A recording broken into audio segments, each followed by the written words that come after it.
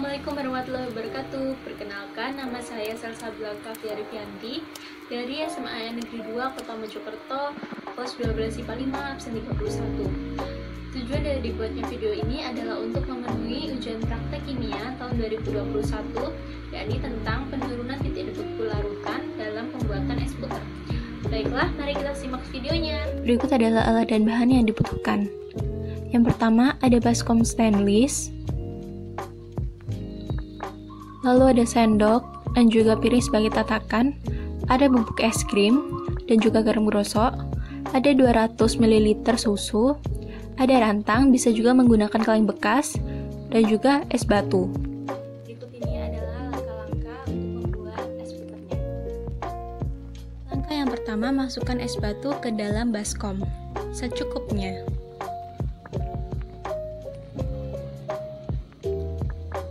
Setelah itu, masukkan bubuk es krim ke dalam rantang atau kaleng bekas.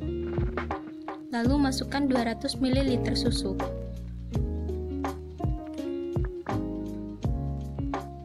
Lalu letakkan rantang di dalam baskom yang ada es batunya. Jangan lupa susu dan es krimnya harus diaduk-aduk biar rata. Setelah itu baru tambahkan garam grosok ke dalamnya. Setelah itu putar-putar.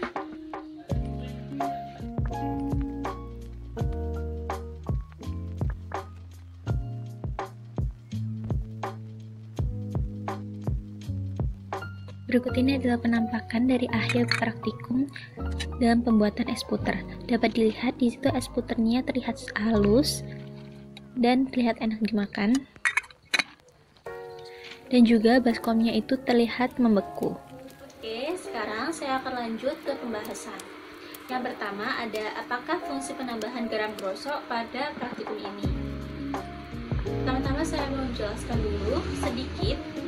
Temperatur normal campuran es dan air itu 0 derajat Celcius. Nah, pada temperatur normal ini tidak cukup dingin untuk membekukan sebuah es krim. Nah, temperatur yang dibutuhkan untuk membekukan es krim ini di bawah 0 derajat Celcius. Untuk mencapai suhu ini, kita bisa menambahkan garam grosok untuk menurunkan titik beku larutan es krim agar dia cepat beku. Nah, itu fungsinya garam untuk mempercepat penurunan titik beku agar es krimnya cepat jadi. Lalu ada pertanyaan, apakah harus menggunakan garam? Kenapa nggak pakai yang lainnya aja? Kenapa menggunakan garam grosok? Karena dia lebih relatif murah daripada yang lainnya dan dia juga mudah didapat, jadi lebih baik menggunakan garam saja. Oke, kita lanjut ke pembahasan yang kedua, yakni apa fungsi pemutaran kaleng tersebut. Jadi, fungsi pemutaran kaleng tersebut itu agar es krim yang ada di dalam kaleng itu menjadi halus dan enak saat dimakan.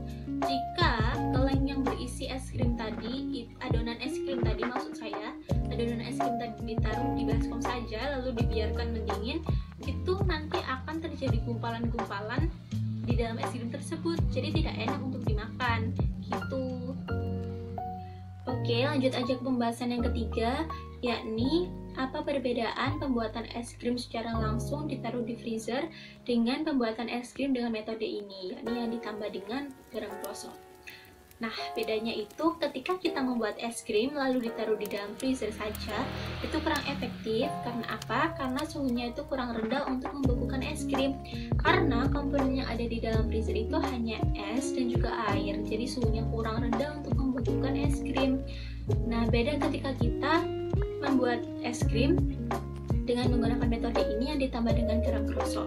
Pada saat es batu dicampur dengan garam, es batunya itu nanti akan cair dan terlarut dengan garam sehingga menjadi larutan garam yang bisa menurunkan temperatur sehingga es krim itu cepat membeku gitu. Jadi dari praktikum kali ini saya dapat menarik kesimpulan berdasarkan teori sifat koligatif, yakni sifat yang hanya dipengaruhi oleh jumlah partikel zat terlarutnya, bukan dari jenis zat terlarutnya.